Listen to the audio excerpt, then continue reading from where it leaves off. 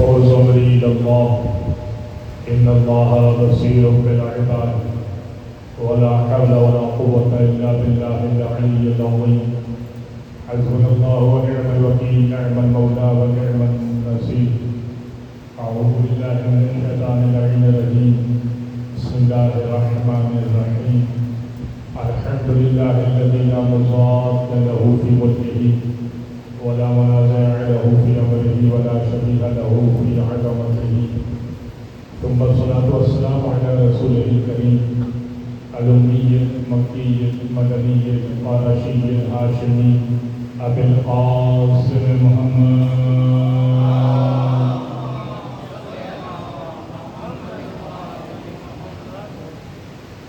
وعلى أهل بيته الطيبين الطاهرين واللعنة الدائمة على أعدائهم أجمعين من يوم ظلمهم وعداوتهم إلى قيام يوم الدين.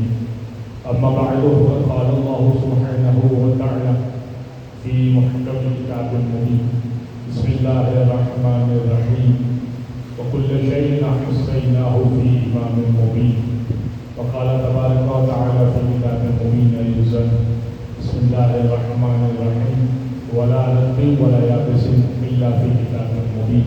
صلوات على محمد وآل محمد.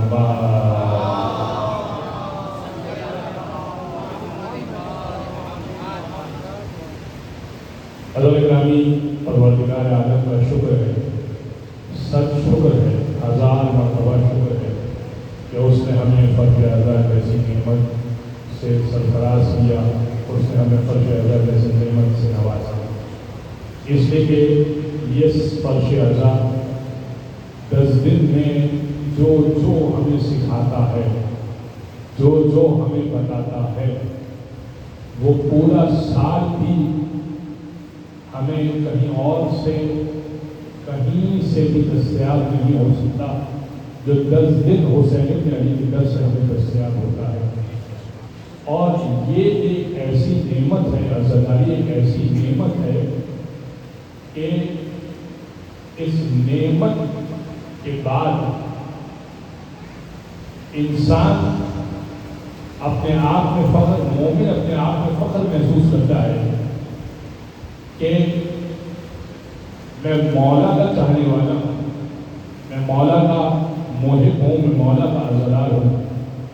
اس لیے کہ جو افراد اس نعمت سے سرفراز نہیں ہیں، وہ افراد جو اس نعمت سے آشنا نہیں ہیں، جب وہ اس نعمت سے آشنا ہوتے ہیں، جب اگر اللہ انہیں توفیق دیتا ہے، جب وہ فرش عزا پر آتے ہیں، کبھی باہر کھڑے ہو کر مجلس سن لی، کبھی دوست کے بہانے مجلس میں آ گئے، کبھی کسی نے سمجھایا تو تھوڑی دیر بیٹھ گئے، تب ان کو اندازہ ہوتا ہے کہ ہمارا مسجد کا امام ہڈی چوسنے کے فضائل بیان کر رہا تھا، کہاں حسین کریمین کا ذکر ہوتا تھا، کس منبر پہ حسین کریمین کا ذکر ہوتا ہے، کس منبر پہ رسول کے اخلاق کا ذکر ہوتا ہے، اور کس منبر پہ کیا ذکر ہوتا ہے۔ حضرت گرامی، یہ در اہل بیت ہے کہ جہاں پر ذکر فضائل اور ذکر مسائل سے انسان سیر ہو جاتا ہے اور اس کا دل بھرتا نہیں ہے، اور ہر چیز پر اہل بیت نے ثواب رکھا ہے، اور معمولی ثواب نہیں ہے، یعنی ہر چیز پر جنت رکھتی ہے، ہر چیز پر جنت، وجبت لہ الجنہ وجبت لہ الجنہ۔ یعنی میں آپ کو عرض کروں کہ میرے بھائی جو ابھی اشعار پڑھ کے گئے، اور معزز مہمانان نے، کیونکہ آپ سب مہمانان حسین بن علی ہیں، میں بھی مہمان حسین بن علی ہوں، تو ہم نے اس کو سراہا، اس کو داد دی۔ اس کے بارے میں امام نے کیا فرمایا؟ من قال فینا بیت شعر بل اللہ بیتک فی الجنہ۔ کمال ہے۔ بیت کہتے ہیں عربی میں گھر کو، سب کو معلوم ہے، اہل بیت گھر والے، سب کو معلوم ہے نا، بیت کہتے ہیں گھر والے، لیکن بیت کہتے ہیں عربی ہی میں، اردو میں بھی استعمال ہوتا ہے، بند کو بھی کہتے ہیں۔ نظم کا جو بند ہوتا ہے، ایک بند اگر کہہ دیا جائے تو اس کو بیت کہتے ہیں، ایک بیت، دوسری بیعت، تیسری بیعت، امام نے ان دونوں بیعت کے لفظ کو استعمال کیا حدیث کے اندر. کمال دیکھیے امام کی فصاحت کا.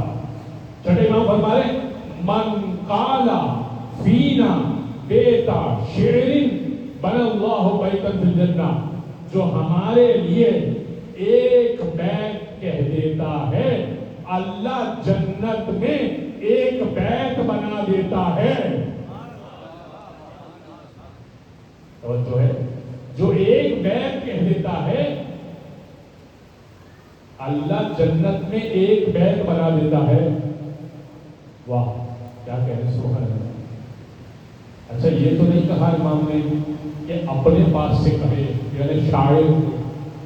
حدیث میں یہ معلوم نہیں ہوا کہ شاعر ہو اور کہہ دے من قال فینا بیتا شعر، ہمارے لیے شعر کہہ دے.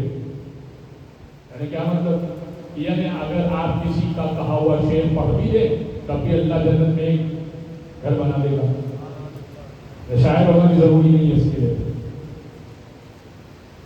حتیٰ یہ کہ ایک شخص، میں کبھی کبھی یہ واقعہ پڑھ دیتا ہوں، ہو سکتا ہے کہ شاید اس خانے میں پڑھ چکا ہوں. حتیٰ یہ کہ امام موسی کاظم علیہ السلام کے دور کا واقعہ ہے.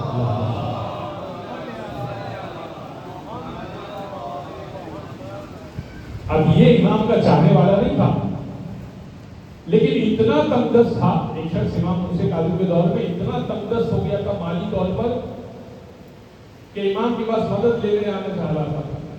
اب مدد لینے کے لیے اخلاقیات کی یہ ہوتی ہے کہ انسان کچھ تحفہ لے کر جاتا ہے. آپ کسی سے کوئی مدد چاہتے ہیں تو کچھ چھوٹا موٹا آپ کچھ پیش کرتے ہیں، اس کے بعد اپنا مدعا پیش کرتے ہیں. اسی کو کہتے ہیں. اب اس زمانے میں امام کے پاس جا رہا ہے تو کیا مال کو لے کر جائے گا نہیں، ویسے ہی مال کی مدد چاہیے اس کو، اور امام کو کیا دے. تو اس نے کیا کیا، امام کا چاہنے والا نہیں ہے، اس بات کو ذہن میں رکھیے. اس نے کیا کیا، امام حسین کے لیے 3 اشعار کہہ دیے. امام حسین کے لیے 3 اشعار کہہ دیے. جب سے 3 اشعار کہہ کر اب امام موسی کاظم کی خدمت میں چلا. جب امام کے پاس پہنچا، امام کے گھر میں وارد ہوا، خادم نے امام کے سامنے بٹھایا. امام نے ابھی وہ اپنا مدعا بیان کرنا چاہتا ہے تو امام نے کہا کہ مجھے معلوم ہے کہ تم کس لیے آئے ہو، اور کیا میں تمہیں بتاؤں کہ کیا تم میرے لیے کیا تحفہ لے کر آئے ہو. تم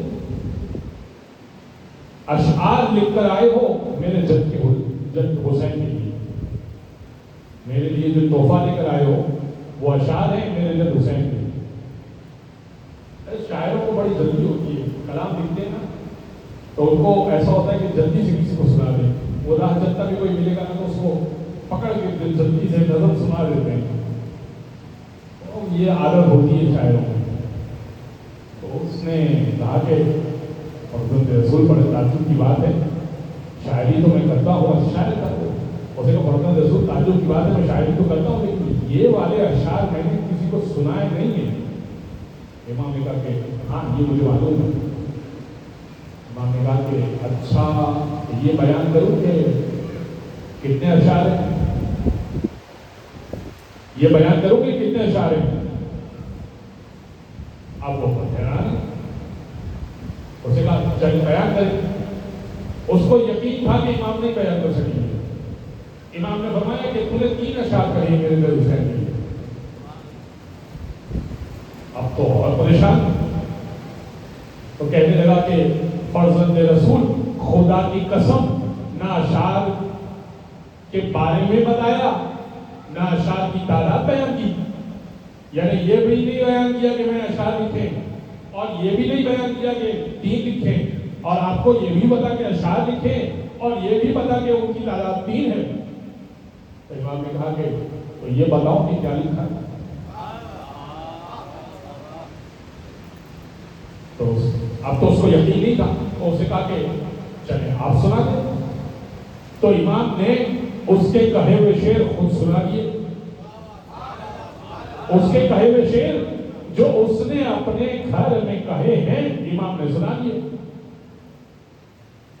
بڑا تعجب ہوا، کہنے لگا فرزند رسول اپنے گھر کے حجرے میں جو اشعار میں نے لکھے آپ کے جد حسین ابن علی کے لیے، نہ میری زوجہ کو خبر نہ میرے بچے کو خبر، جب جس راستے سے آیا کسی دوست کو خبر نہیں، آپ کو اشعار کا معلوم، تعداد کا معلوم، الفاظ کیا کہے وہ معلوم، یہ کیسے؟ امام نے فرمایا ایک ایک لفظ کے بدلے جنت مل رہی ہے، تو الفاظ کاغذ و قلم کی زینت بننے سے پہلے جنت کے سوداگروں سے اجازت نہیں لیتے ہوں گے۔ الفاظ ہم سے پہلے اجازت لیتے ہیں، پھر تمہارے کاغذ و قلم کی۔ جب تمہارے دماغ میں خیال آتا ہے کہ میں فضائل کا یہ شعر کہہ دوں، مسائل کا یہ شعر کہہ دوں، تب وہ الفاظ ہم سے اجازت لیتے ہیں، پھر کاغذ و قلم کی زینت بنتے ہیں۔ یہ اہل بیت اطہار کا معاملہ ہے، اس کو معمولی نہ سمجھے۔ ایک اور بات میں آپ کی خدمت کر سکتا ہوں، ہم کہتے ہیں بعض دفعہ ارادہ نہیں تھا مجلس میں آ گئے، ارادہ نہیں تھا مجلس میں بیٹھ گئے، اور یہ بھی سنتے ہیں، یہ بھی سنتے ہیں، پورا ارادہ تھا، گھر سے چلے بھی تھے، آپ کی طرف آ بھی رہے تھے، بس کیا کریں کہ راستے میں گاڑی خراب ہو گئی، آپ کے گھر نہ آ سکے، فلاں جگہ مجلس میں نہ پہنچ سکے، بس وہ ہو گیا۔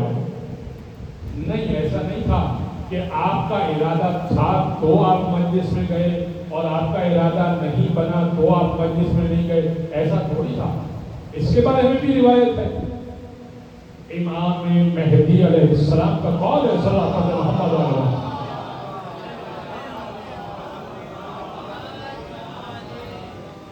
امام کا قول ہے تم ہمارے جد کی مجالس میں ویسے ہی نہیں آتے، ہم تمہارے گھر پر جاتے ہیں، تمہیں دعوت دیتے ہیں نام کے ذریعے سے، اور بیان کرتے ہیں تم سے کہ فلاں جگہ ہمارے جد کی مجلس ہے، تم وہاں پر آنا، ہم نے تمہیں دعوت دی ہے۔ کہیں امام بارگاہ سے گزر رہے ہوتے ہیں، ارادہ بھی نہیں ہوتا، بیٹھ جاتے ہیں، اور کہیں کا ارادہ بنا کے چلے ہوتے ہیں، مگر چونکہ امام کی طرف سے دعوت نہیں ہوتی تو ہم نہیں جا سکتے۔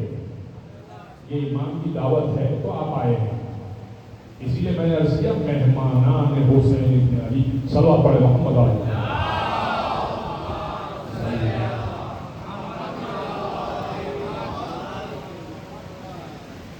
عنوان ہے ہمارا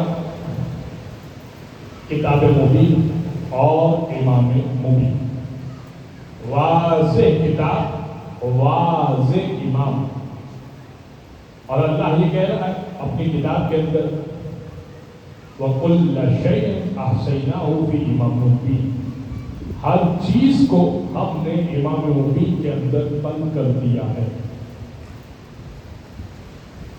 اور کتاب مبین کے بارے میں اللہ بھی کہہ رہا ہے لا رتب ولا یابس الا بکتاب مبین، کوئی تر ایسا نہیں ہے، رطوبت کہتے تر کو، لا رتب کوئی تر ایسا نہیں ہے، ولا یابس کوئی خشکی ایسی نہیں ہے، الا بکتاب مبین مگر یہ کہ جو ہم نے کتاب مبین کے اندر بیان نہ کر دی ہو۔ یعنی ہر علم منطق کتاب میں ہے، علم کلام کتاب میں ہے، فلسفہ کتاب میں ہے، طب کتاب میں ہے، میڈیکل سائنس یعنی کتاب میں ہے، سائنس کے اور جتنے علوم ہیں کتاب میں ہیں، ریاضی، میتھمیٹکس، الجبرا، کمپلیکس، جتنا کمپلیکس الجبرا ہے سب کتاب میں ہے۔ موجودہ دور کی جتنی باتیں ہیں کتاب مبین کے اندر، قرآن کریم کے اندر موجود ہے، کتاب سے مراد قرآن کریم ہے، اس کے اندر موجود ہے، ہر چیز کتاب مبین کے اندر موجود ہے۔ تقاضا یہ ہے عدل پروردگار کا کہ جو جو کتاب مبین کے اندر ہو وہ امام مبین کے اندر بھی ہو۔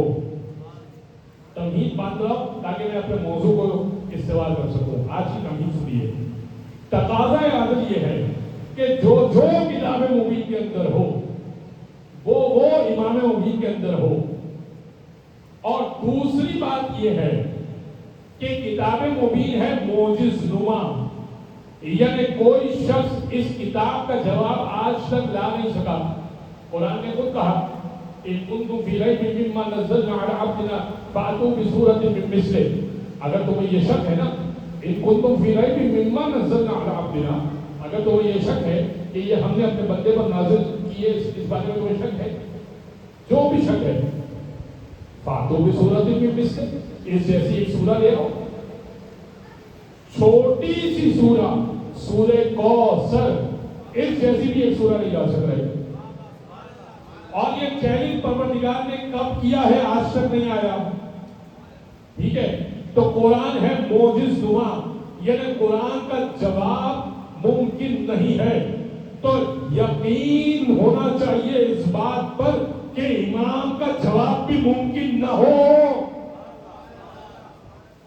ہے نا بھائی؟ امام کا یعنی کیا مطلب؟ میں سمجھانا کچھ اور چاہ رہا ہوں، آپ کی خدمت میں پیش کرنا چاہ رہا ہوں. مجھے نہیں معلوم ہوتا جب تک آپ بولتے نہیں ہیں کہ آپ تک بات پہنچی یا نہیں. یعنی کیا مطلب؟ جب قرآن کی مثل سورہ نہیں آ سکی، پروردگار نے ایک سورے کی بھی بات کی، ایک آیت کی بھی بات کی. جب قرآن کی مثل ایک سورہ نہیں آ سکی، قرآن کی مثل ایک آیت بھی نہیں آ سکی، تو اس کا مطلب یہ کہ جس جہد سے قرآن کا جواب لانے کی کوشش کی گئی مگر نہ لا سکے، بس امام کے اندر جو جہدیں پائی جاتی ہیں، شجاعت میں جواب نہیں لا سکو گے، علم میں جواب نہیں لا سکو گے، قد میں جواب نہیں لا سکو گے. تو کوئی یہ نہ کہے کہ علی کے قد کا یہ مسئلہ تھا، علی کے پیٹ کا یہ مسئلہ تھا. یہ تمہارے آبا و اجداد کا تو ہو سکتا ہے، علی کا نہیں ہو سکتا.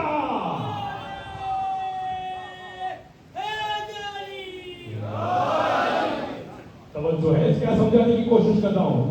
جب قرآن کا جواب موجود نہیں ہے، اور اس کی کیا دلیل ہے؟ دلیل رسول اسلام کی ذات سے دیتا ہوں. رسول اسلام کی ذات میں پروردگار نے دلیل یہ رکھی تھی کہ ہر لمبے ترین قد کے سامنے جب رسول اسلام آتے تھے تو وہ رسول سے ذرا سا چھوٹا نظر آتا تھا.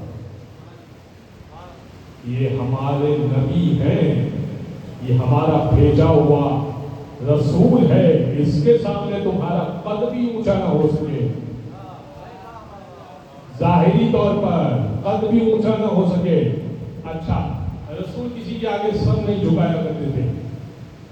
بہتوں نے کوشش کی، جب ابتدائی اسلام میں بہتوں نے اپنے گھر میں رسول کو دعوت دینے کی کوشش کی، اور دعوت دینے کے لیے گھر میں اس زمانے میں سب کے دروازے اسی طرح سے ہوتے تھے جس طرح سے ممبارگاہ کے دروازے ہیں کہ لمبے سے لمبا آدمی بھی آرام سے اس میں آ سکتا تھا. لیکن وہ خاص دروازوں کو اس طرح سے وضع کرتے تھے، بناتے تھے کہ رسول کو سر جھکا کے گزرنا پڑے، اور رسول کو اس دروازے سے گزارتے تھے.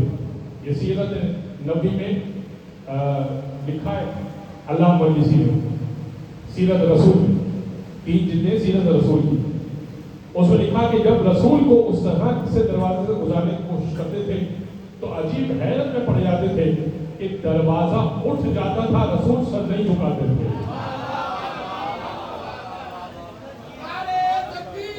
اللہ اکبر،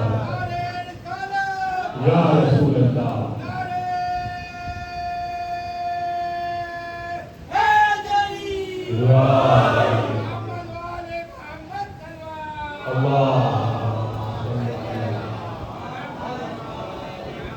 آپ جی آپ آباد رہیں، میں دل سے یہ دعا دے رہا ہوں. تیسری صفت رسول اللہ کی 35 خصوصیات لکھی ہیں. ایک صفت رسول اللہ کی یہ بھی لکھی، یہ میں سمجھا دے رہا ہوں کہ امام مبین رسول خدا کی ذات کی ہے، واضح اور روشن امام ہے، دلیل ہے، ہر چیز رسول میں بند ہے. ابھی تو میں اس کے مصادیق پر آؤں گا، ان واقعات پر تو آؤں گا. ابھی تو میں آپ کو سیدھا باتیں بیان کر رہا ہوں، خصوصیات اور شمائل بیان کر رہا ہوں، تو سنیے گا. یہ بھی لکھا کہ رسول جیسے آگے دیکھا کرتے تھے ویسے ہی پیچھے دیکھا کرتے تھے. یعنی تم یہ نہیں کہہ سکتے کہ ہم نے رسول کے پیٹھ پیچھے یہ باتیں کی تھی. رسول کا پیٹھ پیچھے کوئی نہیں ہے. تم رسول کے پیٹھ پیچھے باتیں نہیں کر سکتے. اور پھر رسول جس طرح سے جاگتے میں دیکھا کرتے تھے اسی طرح سے سوتے میں دیکھا کرتے تھے. بھئی ہم سو جاتے ہیں تو ہماری آنکھیں بھی سو جاتی ہیں, ہمارا صرف دماغ جاگ رہا ہوتا ہے, ہمارے کان سو جاتے ہیں. اسی لیے مبتلات وضو میں اب چلیں پھر مسئلہ بھی سن لیجیے. مبتلات وضو کا مسئلہ کیا ہے؟ وہ مسئلہ یہ ہے کہ ایسی نیند جس میں آنکھ دیکھ نہ سکے کان سن نہ سکے. ہر نیند سے وضو نہیں ٹوٹتا, مگر وہ نیند جو آنکھ دیکھ نہ سکے جو کان سن نہ سکے, اگر وہ نیند آ جائے, وہ ایک لہجے کے لیے بھی آ جائے, جھپکی بھی آ جائے, تو آپ کا وضو باطل ہو جاتا ہے. اس کا مطلب کیا ہوا؟ مطلب یہ ہوا کہ رسول کا وضو کبھی باطل ہوا ہی نہیں.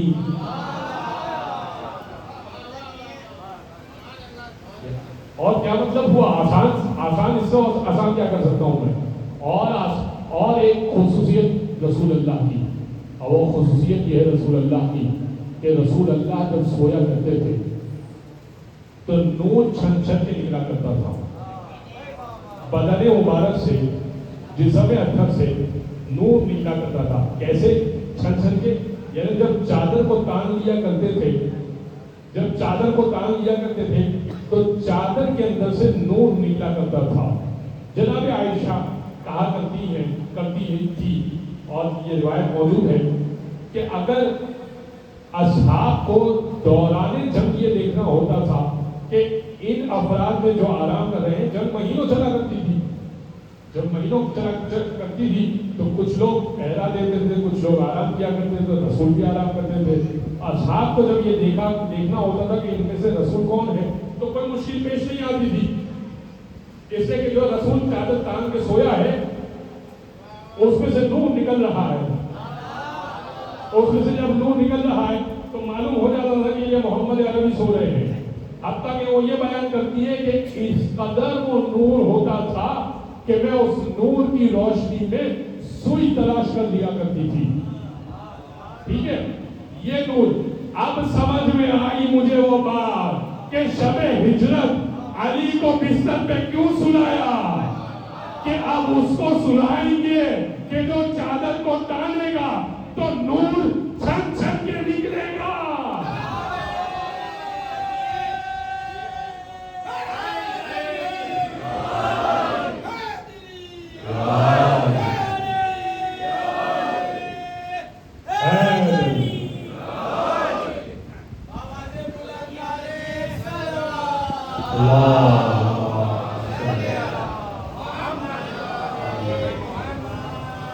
توجہ ہے حضرت گرامی, یہ امام مبین ہے, یہ واضح امام ہے, روشن امام ہے. اب مسئلے دونوں حل ہو گئے. کون سا مسئلہ؟ قد کا مسئلہ بھی حل ہو گیا. بھئی اگر کوئی کہہ دے نعوذ باللہ من ذالک, آپ کو کبھی آفس وغیرہ میں کہ بس علی کا قد تھوڑا سا, تو آپ اس کو سمجھا دیجئے کہ اگر یہ معاملہ ہوتا تو رسول شب ہجرت بستر رسالت پر نہ سلاتے کہ کفار یہ پریشان تھے, چادر ابھی اوڑی ہوئی تھی تو چادر ہٹا کے پہلے چیک کیا ہے کہ رسول سوئے ہیں یا کوئی اور سویا ہے, ورنہ تو فوراً دیکھ کر پہچان لینا چاہیے تھا کہ بھئی کوئی اور سویا ہے. اور پھر یہ پوچھا کہ محمد کہاں ہے, محمد کہاں ہے؟ تو علی نے یہ نہیں کہا کہ محمد کے بارے میں مجھے نہیں معلوم, فرمایا کہ کیا میرے پاس رکھوا کر گئے تھے, کیا میرے پاس رکھوا کر گئے تھے. یہ جواب ہے اس بات کا کہ جو اعتراض کیا جاتا ہے نعوذ باللہ علی ابن ابی طالب. لیکن اب کوئی بات نہ لکھ دے نا تو پھر ذاتیات کے اوپر بات آ جاتی ہے. کوئی فضیلت ان کی تو نہ مل سکے تو نعوذ باللہ علی کی گھٹا دی جائے, خود میں تو ذاتی کوئی فضیلت ملنا ہی نہیں تب علی کی گھٹا دی جائے، نہیں، ایسا نہیں ہو سکے گا۔ اور کمال یہ ہے، تو اب میں بات کیا کر رہا تھا؟ میں بات یہ کر رہا تھا کہ کتاب مبین کے اندر ہر چیز ہے، تو تقاضا یہ ہے کہ امام مبین کے اندر ہر چیز ہو۔ کتاب مبین کا جواب ممکن نہیں ہے، تو تقاضا عدل یہ ہے کہ امام مبین کا جواب ممکن نہ ہو، جو کہ ممکن نہیں ہے۔ اور ایک آخری بات، کتاب مبین قیامت تک باقی ہے، قیامت تک کتاب باقی ہے، اور ہر چیز کتاب مبین کے اندر موجود ہے۔ سائنس موجود ہے، طب موجود ہے، اخلاقیات موجود ہے، فقہ موجود ہے، قیامت تک کتاب مبین موجود ہے۔ عدل الہی کا تقاضا یہ ہے کہ امام مبین قیامت تک موجود ہو، کوئی ہو۔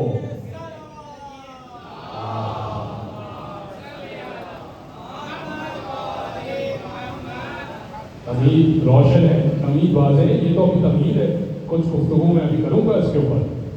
تمہید اگر روشن ہے آپ پر، تمہید اگر واضح ہے، تو اب آ جائیے کس طرح سے امام مبین نے کتاب مبین کو سمجھایا ہے۔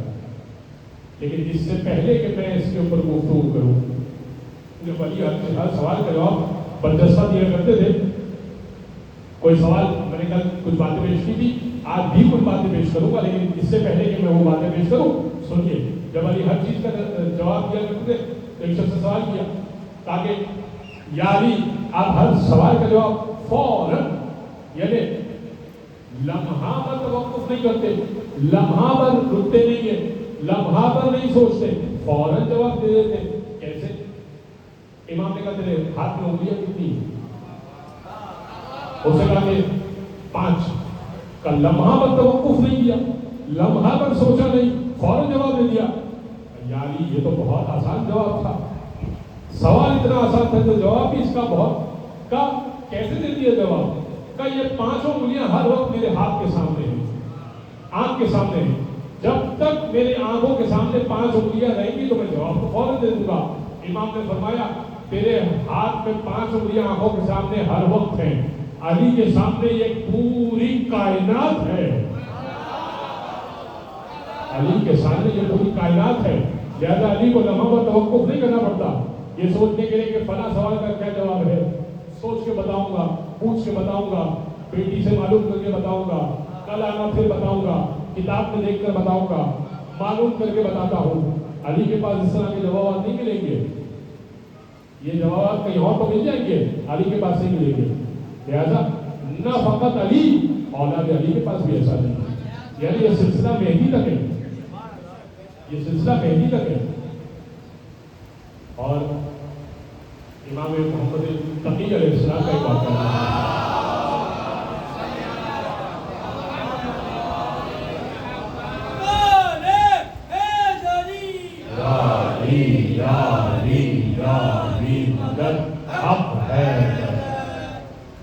امام تقی کے دور میں ایک مسئلہ پیش آیا، اتنا معروف واقعہ ہے لیکن بعض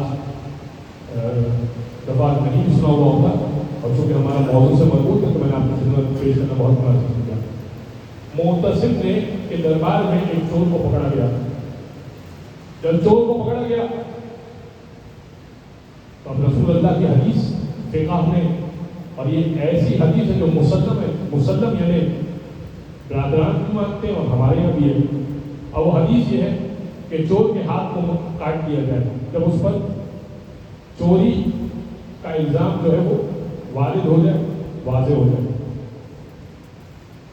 لیکن سوال تو یہ کہ ہاتھ کس کو بولتے ہیں؟ آپ کبھی ہاتھ اس پنجے کو بولتے ہیں، کبھی ہاتھ کونی تک کے لیے استعمال کرتے ہیں، کبھی ہاتھ کندھے تک کے لیے استعمال کرتے ہیں، تو ہاتھ کے تو کئی ایک زاویے ہو سکتے ہیں۔ تب دربار میں یہ پریشانی کریٹ ہو گئی کہ چور کے ہاتھ تو کاٹے جائیں مگر ہاتھ کہاں سے کاٹے جائیں؟ تو فقہا میں سے ایک فقیہ کھڑا ہوا اور کہنے لگا کہ وضو کی آیت میں اللہ نے ید کہتے ہیں نا عربی میں ہاتھ کو، ید استعمال کیا ہے اللہ نے کونی تک کے لیے. اللہ نے قرآن میں کہا ہے فاغسلوا وجوہکم وایدیکم الی المرافق، چہرے کو دھو اور ہاتھوں کو دھو لیا کرو، اور ہاتھ کو کونی تک دھونا ہے، یعنی حد اس کی کونی ہے.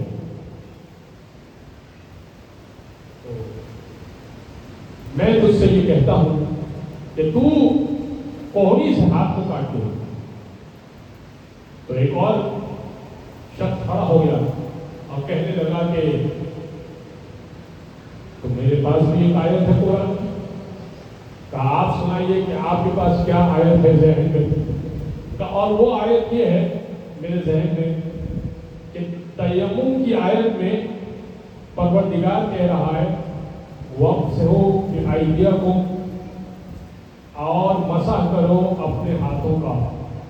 تو جب مسح کرنے کی باری آتی ہے تیمم میں، یقیناً کبھی نہ کبھی پیش آیا ہوگا یہ مورد آپ کو، پانی مہیا نہیں ہوگا یا کوئی زخم ایسا ہوگا جس میں پانی لگانا بہت مشکل ہوگا. آپ نے تیمم کیا ہوگا نماز پڑھنے کے لیے، الحمدللہ انشاءاللہ سب نماز پڑھتے ہوں گے، روزہ رکھتے ہیں تو تیمم کرنا پڑتا ہے. تو تیمم کے لیے جب آپ چہرے پر بھی ہاتھ پھیرتے ہیں مٹی والا، اور ہاتھ آپ کے کلائی تک شمار ہوتے ہیں، ہاتھ کی پشت پہ آپ مسح کرتے ہیں. تو تیمم کی آیت میں ید سے مراد یہ کلائی ہے. لہذا میں تجھ سے کہتا ہوں کہ تم کلائی سے ہاتھ کو کاٹتے ہو.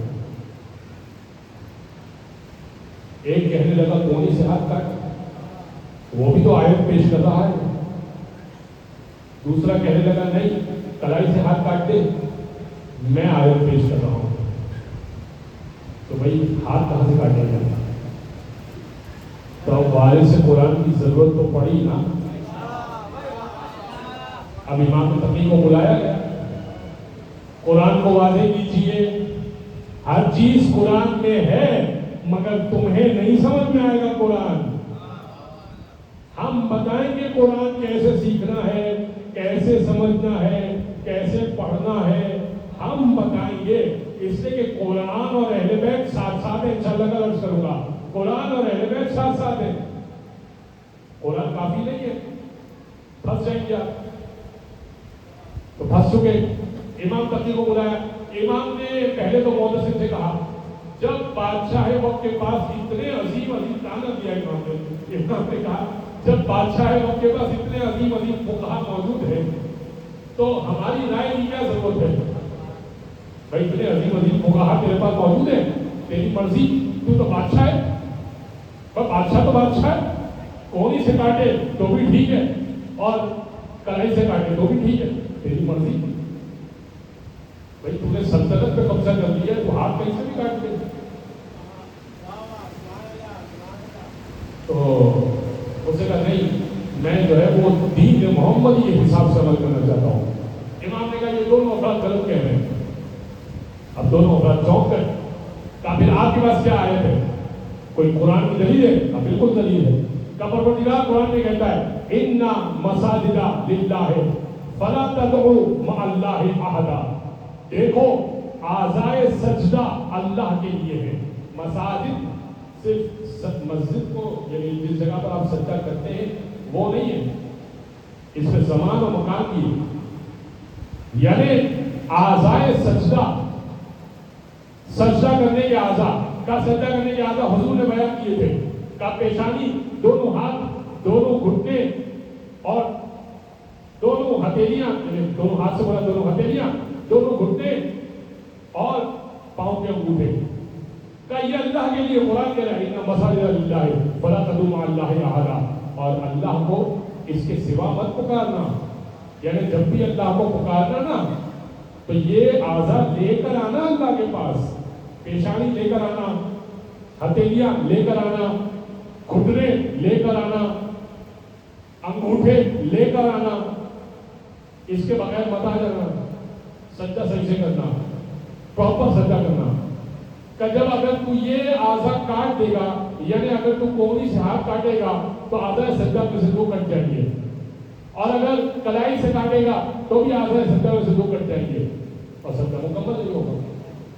تو پھر اللہ کے رسول نے یہ بھی تو کہا ہے کہ چور کی سزا جو ہے ہاتھ کاٹنا ہے وہ کیسے پورا ہوگا؟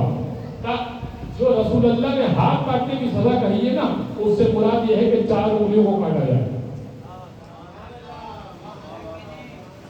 یہ آپ کیسے کہہ سکتے ہیں؟ اس لیے کہ ہم خون رسول ہیں, ہم گوشت رسول ہیں, ہم وارث رسول ہیں, ہم نفس رسول ہیں.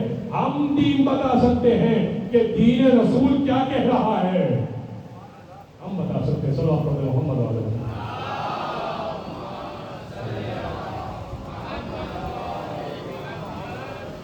توجہ ہے درگرامی, یہ امام ہے جو مبین ہوا کرتا ہے, جو قرآن کو واضح طور پر بیان کرتا ہے, ہر چیز کو واضح طور پر بیان کرتا ہے. اور ایسے بے شمار واقعات ہیں جو انشاءاللہ اس عرصے کے دوران میں آپ کو خدمت پیش کروں گا, بس میرا وقت تمام ہو رہا ہے. لہذا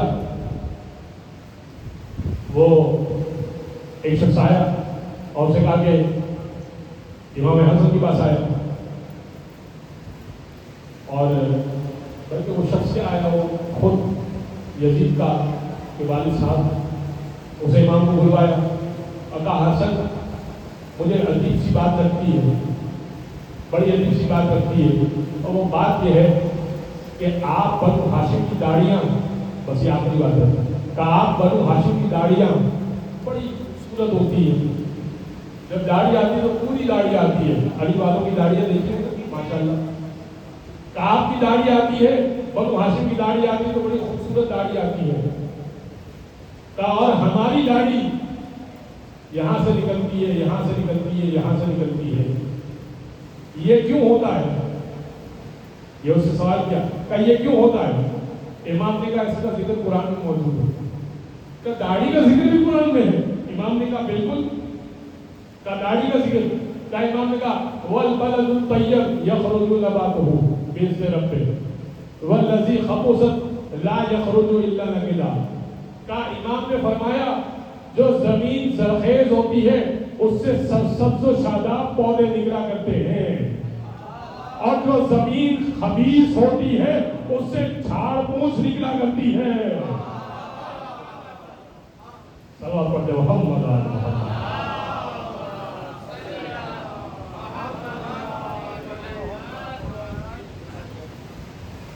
یہ ہر چیز کو امام نے قرآن سے بیان کیا, اہل بیت اطہار نے بیان کیا قرآن سے.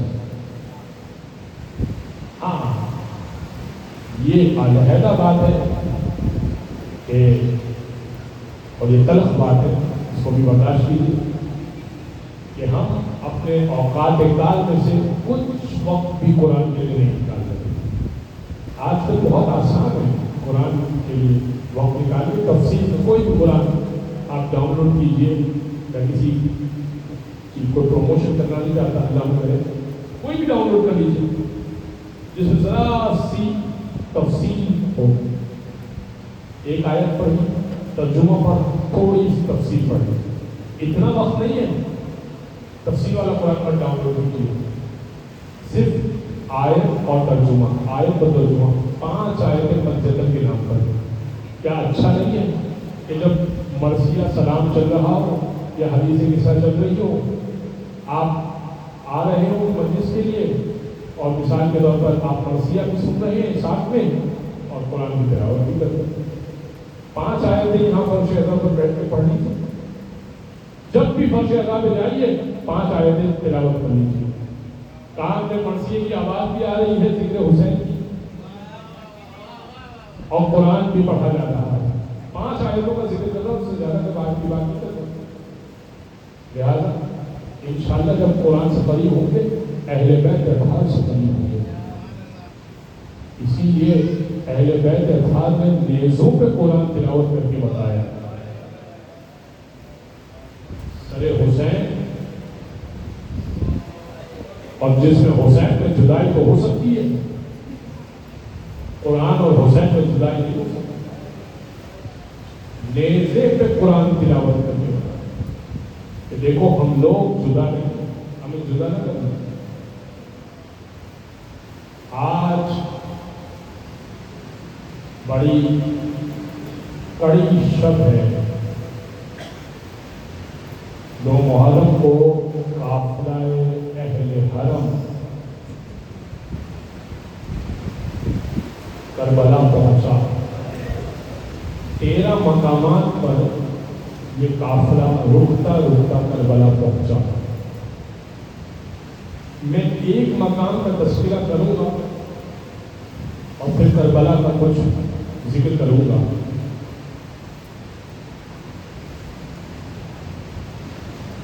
ایک مقام پر جہاں تک یاد پڑتا ہے وہ ایک مقام زبالہ کہا گیا. اس مقام کو مولا حسین نے حضرت عباس سے کہا کہ عباس اس مقام پر مکہ سے چلے ہیں، ارادہ کوفہ کا ہے لیکن پھر رک کربلا کو موڑ لیا. راستے میں خبر آ گئی کہ مسلم شہید ہو گئے. مولا حسین نے حضرت عباس سے کہا عباس خیموں کو نصب کر دیا جائے، قافلے کو روک دیا جائے. خیموں کو نصب کر دیا، قافلے کو روک دیا. مولا حسین کے خیمے میں جناب زینب آئی تو جناب زینب سے کہا کہ اے بہن زینب میرے پاس ایک صندوقچی ہے، اس میں 2 چھوٹی چھوٹی بالیاں ہیں. وہ 2 چھوٹی چھوٹی بالیاں آپ میرے پاس لے کر آئیے اور میری بھابھی کو گویا کہ حضرت مسلم کی زوجہ ان کو بلائیے، جناب رقیہ کو بلائیے اور ان کی یتیمہ عاتقہ کو بھی بلائیے. میں ذرا کچھ گفتگو کرنا چاہتا ہوں. ابھی کچھ نہیں بتایا ہے، صرف حسین کو خبر ہے کہ مسلم کوفہ میں شہید ہو گئے. 2 بالیاں امام حسین کو لا کر دی گئی. جناب رقیہ آئی، کہا کہ آقا آپ نے یاد فرمایا. امام حسین نے بچی کے سر پر دست شفقت رکھا، بیٹی عاطفہ کے سر پر دست شفقت رکھا اور کہا کہ اب سے میں آپ کا خیال بھی رکھوں گا اور میری طرف سے یہ گوشوارے اس بچی کو میں پہناتا ہوں. یہ کہہ کر آقا نے وہ 2 چھوٹے چھوٹے گوشوارے بچی عاتقہ کے کان میں ڈال دی ہے. ماں بھی سمجھ گئی کہ مسلم مارے گئے اور بیٹی بھی سمجھدار تھی، سمجھ گئی کہ بابا مارا گیا. مگر دور سے اسی عاتقہ کی عمر کی ایک 4 سالہ بچی دیکھ رہی تھی اور یہ دیکھ رہی تھی کہ جب یتیم ہوتے ہیں تو سر پہ ہاتھ بھی رکھا جاتا ہے اور کان میں بالیاں بھی پہنائی جاتی ہیں. مگر جب شام غریبہ آئی تو بچی منتظر تھی کہ کوئی سر پہ ہاتھ رکھے گا، مگر جس نے سر پہ ہاتھ رکھا تو سکینہ کے لیے ہاتھ چھڑانا مشکل ہو گیا اور اس نے گوشوارے تو نہ پہنائے مگر پہنے ہوئے گوشواروں کو کان سے کھینچ لیا. بس آپ کی صدائیں بلند ہوئی. اللہ آپ کی آوازوں پر رحم فرمائے. امام حسین جب کربلا میں وارد ہوئے اس کاروان کو لے کر تو بنی اسد والوں کو بلایا، بستی والوں سے پوچھا اس جگہ کا کیا نام ہے. بستی والے کہنے لگے یقال لہا نینوا، اس کو نینوا کہا جاتا ہے. امام نے کہا کوئی اور نام، کوئی کہنے لگا شط الفرات کہا جاتا ہے. امام نے فرمایا کوئی اور نام بتا دو. کہنے لگے غازریہ بھی کہا جاتا ہے. امام نے کہا کوئی اور نام. تو اب ایک بوڑھا آگے بڑھا اور کہنے لگا ہاں اس کا ایک ایسا نام ہے جو انبیاء کے دور سے چلا آ رہا ہے، اور اس زمین کو کرب و بلا کہا جاتا ہے، مصیبت اور پریشانی کی جگہ کہا جاتا ہے۔ امام نے کہا عباس یہی پہ خیمے گاڑ لو، یہاں پہ ہمارے لاشیں گریں گے، یہاں پہ ہمارا خون بہے گا۔ حضرت عباس ابھی خیمے نصب کر چکے اور امام حسین ابھی جماعت کرانا چاہتے ہیں، ایسے میں 1000 افراد کا دستہ آیا اور امام کو گھیر رہا ہے، گھیر کر امام کو روک رہا ہے اور کہنے لگا حسین یہاں سے جانے کی اجازت نہیں۔ امام نے کہا تو پریشان ہے، تو پیاسا ہے، تو ذرا آرام کر لے، تیرا نام کیا ہے؟ اس نے کہا میرا نام ہو ابن یزید زیاری ہے، میں 1000 افراد کے ساتھ آیا ہوں اور مجھے یزید نے بھیجا ہے، حسین جہاں کے ملے یا سلطن سے جدا کر دو یا بیعت لے لو۔ امام نے کہا عباس ان کے گھوڑوں کو پانی پلاؤ، عباس ان کے بوڑھوں کو پانی پلاؤ، عباس ان کے جوانوں کو پانی پلاؤ۔ ہاں سکائے سکینہ نے اپنے مشکیزے کے دہانے کو کھول دیا اور سب کو پانی پلا رہے ہیں، سب کو پانی پلا رہے ہیں۔ تہانے ماہر بھی کہتا ہے ایک ایسا میں مجھ پہ ایسا ذوق اور ایسی نقاہت آ گئی تھی، پانی نہ پینے کی وجہ سے ایسی کمزوری آ گئی تھی کہ میں اٹھ کر کوزے آپ کو بھر نہیں سکتا تھا۔ میں نے دور سے دیکھا حسین ابن علی آگے بڑھے، انہیں مشکیزے کا دہانہ کھولا، اپنے ہاتھوں سے چلو بنایا، میرے آگے دیا، پانی پھل پھل کے گر رہا تھا۔ امام نے کہا اے تہان آرام سے پانی پی لے، میرے پاس پانی بہت سارا ہے، پانی کی کمی نہیں ہے، تو پانی آرام سے پی لے۔ لیکن کچھ دیر بعد جب ہم نے نماز ختم ہوئی اور نماز ظہر نے امام حسین کے پیچھے پڑی، ظہر نے راستہ روکا، ظہر نے لجام فرس میں ہاتھ ڈالے۔ امام نے کہا کیا چاہتا ہے؟ کہا آپ کو جانے کی اجازت نہیں۔ امام نے فرمایا سقلت قوموں کا یا ہو تیری ماں تیرے غم میں بیٹھے۔ امام حسین سے وہ کہنے لگا اگر عراق کا کوئی اور باشندہ یہ کہتا نا تو میں جواب میں یہی جملہ پلٹا دیتا، ہاں مگر آپ کی ماں کا نام بغیر وضو نہیں لیتا۔ علماء کہتے ہیں یہ 2 وجوہات تھی جس کی بنیاد پر خود کو توبہ نصیب ہوئی، ایک امام حسین کے پیچھے جماعت نماز پڑھنا، دوسرا امام حسین کی ماں کا احترام کرنا۔ بس عزیزان گرامی ایک مرتبہ خود ٹہل رہا ہے، شب عاشور ہے، میں مختصر کروں گا، اب رو چکے مسائل ہو گئے، میں مختصر کروں گا۔ خود ٹہل رہا ہے، عمر سال آیا، آنے کے بعد کہنے لگا کیا پریشانی، کیوں پریشان ہے؟ کہ میں پریشان ہوں اس وجہ سے کہ کل کیا واقعی جنگ ہوگی؟ کا ہو کیا 72 سے ڈر گیا؟ کا 72 سے ڈر گیا؟ کہ نہیں 72 سے تو نہیں ڈرا، لیکن حسین کی ماں فاطمہ سے ضرور ڈرتا ہوں، رسول خدا سے ڈرتا ہوں، کل قیامت میں ان کو منہ کیا دکھاؤں گا؟ کہا ہو تو بڑا بہادر ہے۔ ہو ٹہلنے لگے، کہا بیٹے سے کہا بیٹا میرے ہاتھوں کو باندھ دے، میری آنکھوں پہ پٹی باندھ دے۔ ادھر امام حسین نے کہا عباس ہمارا مہمان آ رہا ہے، عباس استقبال کی تیاری کرو۔ تکبیر بلند ہوئی، جناب زینب نے سوال کیا کون آیا ہے؟ کہا ہور ہماری طرف آ رہے ہیں۔ ہور نے زمین پر گر کے کہا مولا کوئی توبہ کا راستہ ہے؟ حلیمی توبہ۔ کہا ہور میں نے معاف کیا، میری ماں نے معاف کیا، رسول خدا نے معاف کیا۔ اب ہو خیمے کی طرف بڑھے، کہنے لگے او آقا زادیوں، او نبی کی نواسیوں، او زہرا زادیوں، او علی زادیوں، مجھے معاف کر دینا۔ جناب زینب نے بلند آواز سے کہا جاؤ میں نے معاف کیا، کل قیامت کے دن میں اپنی ماں سے کہوں گی وہ معافی مانگنے آیا تھا۔ ادھر حسین نے کہا اور جب مہمان آتا ہے نا تو ہم پانی پیش کرتے ہیں، مگر آج پانی پلانے کو نہیں ہے۔ ان کہنے لگے مولا آپ کے بچوں کی پیاس کا سبب میں ہوں، کل میں ہی سب سے پہلے جنگ کرنے جاؤں گا۔ پہلے اپنے بیٹے کو بھیجا، بیٹا تیرا ایمان نہ بدل جائے पहले तू चला जा। बेटा गया, बाप को आवाज दी, बाबा मदद को आइए। बस ये उसका आखिरी जुमला था। इधर होर ने अपने आप को घोड़े पर तैयार किया, एड़ लगाई, तेजी से पहुंचे। अभी पहुंचे हैं, जवान का लाशा मौजूद है, लेकिन अजीब चीज देखी, हुसैन सबसे पहले सरहाने मौजूद है।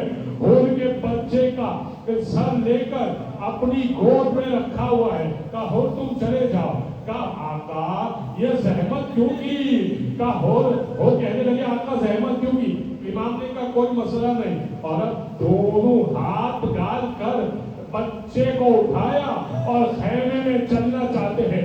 पीछे पीछे हो रहे हैं। कहा आका मेरे बच्चे को आप क्यों उठा रहे हैं? मैं तो गुलाम हूँ आपका, मेरा बच्चा भी आपका गुलाम है। कहा हो तू नहीं समझेगा, जब बूढ़े के सामने जवान की मैयत आती है तो बूढ़े में ताकत नहीं रहती कि वो बच्चे को उठा सके। असरे आशूर हुसैन का जवान गिरा, कोई नहीं था जो हुसैन की पुष्ट पे हाथ रखता और कहता हुसैन बूढ़े में ताकत नहीं।